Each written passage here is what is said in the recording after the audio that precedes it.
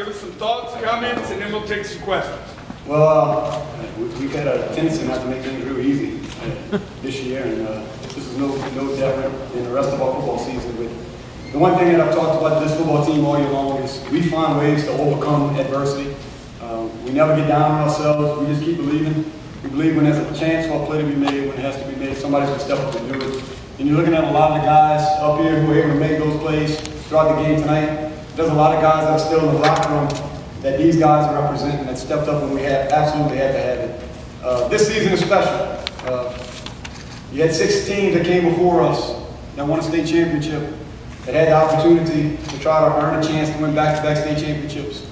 And none of them have been able to make it back to the finals. So last week, I knew this team would give us everything we had to these final 48 minutes to take advantage of the opportunity that we were given. And there's an opportunity that we talked about. It's a burden that this football team has carried all season long, to the point that these guys probably didn't enjoy very many wins all year long. We won 13 games this year, and you don't get to enjoy but the last 2. Because that's what the expectation was. The expectation was to play on December 10th. And this is for our family, but this is a gift to our community. It goes out of its way to support our football program day in and day out. And this is what they want. This is the type of program that they want us to put together. And this is the type of program that I'm blessed to be sitting in the chair as the head coach with the guys that came before me that laid the foundation for Lutcher football and what it's known across the state. And it's going to take me a little while, but I'm going to name each one of those guys' names because that's that important. Norman Butler, seen as the father of Lutcher football, started the program and started competing at a high level in the 40s. Lou Sanamon, 1970s, got Lutcher to his first state championship game in 73, won it in 75.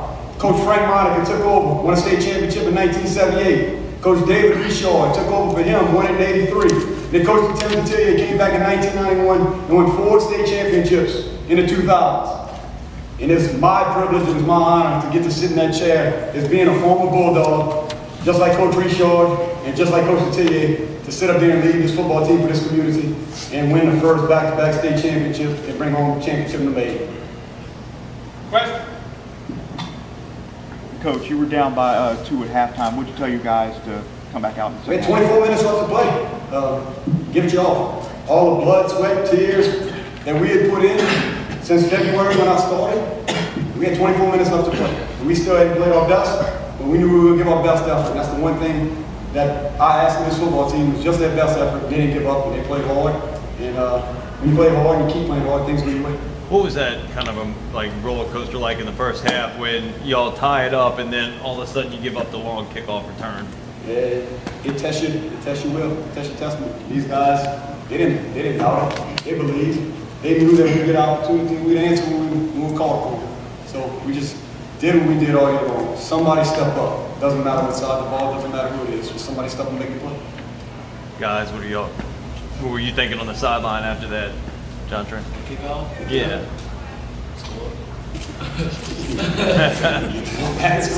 Jontre, talk about the 2 touchdown passes where you scrambled around and finally found somebody open and threw it. And talk about those plays.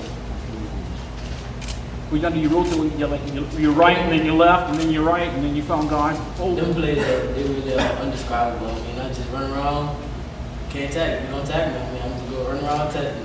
Tell the lineman don't go downfield. Y'all get open. I mean, backyard football, get open. I mean, that's the chemistry that we have at Lutcher High School. I mean, the chemistry is everywhere. I mean, everybody on the team. I mean, if you see me rolling out this way, they got everybody rolling this way. If I'm rolling out, they got somebody getting open. I mean, as you can see, we always score off a messed up play. What are the emotions when you score that kind of touchdown? What's going through your head? I mean, it's got to be crazy, right? I mean, at the time, I mean, the emotions are they are just in the middle. I mean, I don't want to get too high, get too low. I mean, stay in the middle and just stay steady. I mean, you don't want to get too excited. I mean, you just go in and just start making bad plays or something. I mean, you just gotta stay humble mind as a quarterback standpoint. I mean, I don't know about everybody else, but I mean, for me, I always stay in the middle and just keep myself calm. Coach, is that a momentum shift that you feel when a play like that happens? No doubt. I guess we saved them all for tonight because we've had so many of those this year that haven't gone our way. They've been big momentum changes for the other team. And sometimes you got to live by the sword and you die by the sword. And there was a couple games this year we might have died by that sword, but tonight when we had to have them, we made the plays. Tommy, you caught the second one of those kind of plays. I mean, you were just so wide open, and then you got the great block from Clayton at about the 20 or 30. Tell me about that play.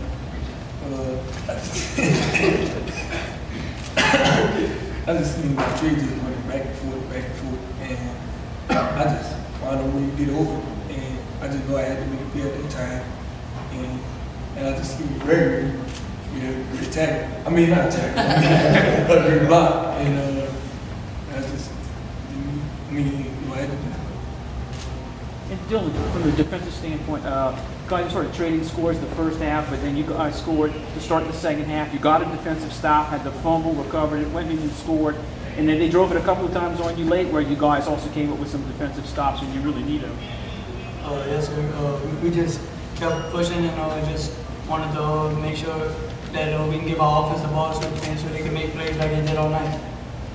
And Coach, how difficult was it trying to defend Devontae and both of the Devontaes and Elijah? Well, there's no doubt. It means a very explosive, very talented football team. It's something we knew going in all week that we had to be prepared for. Our defense gave us a lot of opportunities to get to this point in the playoffs, and maybe the stat sheet, the scoreboard doesn't give a true indication of how well they played tonight, because there were a lot of drives where other teams may let guys just go in and score, but we found a way to make a tackle, found a way to keep them on the field and live to play another play.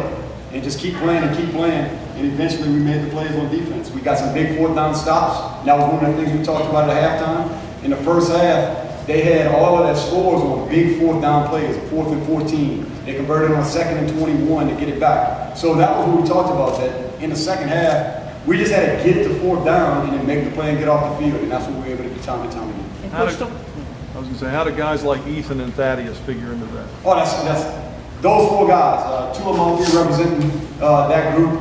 But the attitude of our dingoes, of our defense, was set early on by Dylan Recotta, Rashawn Preston, Thaddeus Wattis, and Ethan Bland. Those four guys were only 4 returning starters on a defensive unit that got all the accolades last year. And all they heard all year long was that they couldn't be that good.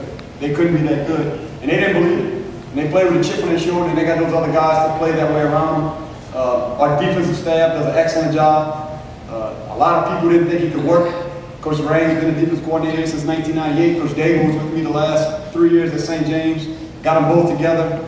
Told them that I believed in both of them. Both of them said that they would do whatever it took to help us have success. They got together in the offseason, grinded it out, came up with a scheme, and our kids did a great job of implementing each week. And those guys did an excellent job, and our defense responded.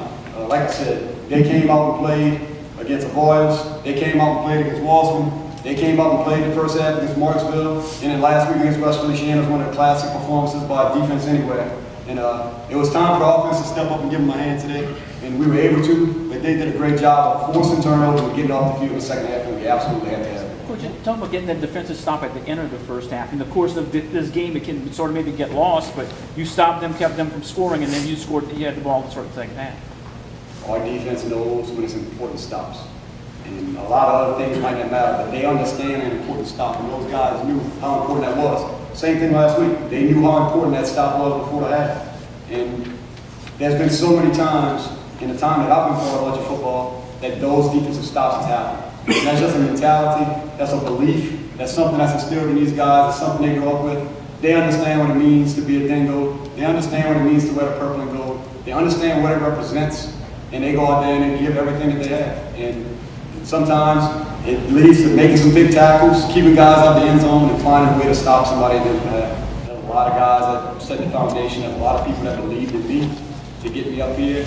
But most importantly, these guys sitting to my left and right, and those guys in that locker room, there was never a doubt when I got here. They believed in me from the time I walked in. And they knew that we would get this thing done somehow, some way. And that just goes to show you that you get some people together and they believe anything can happen.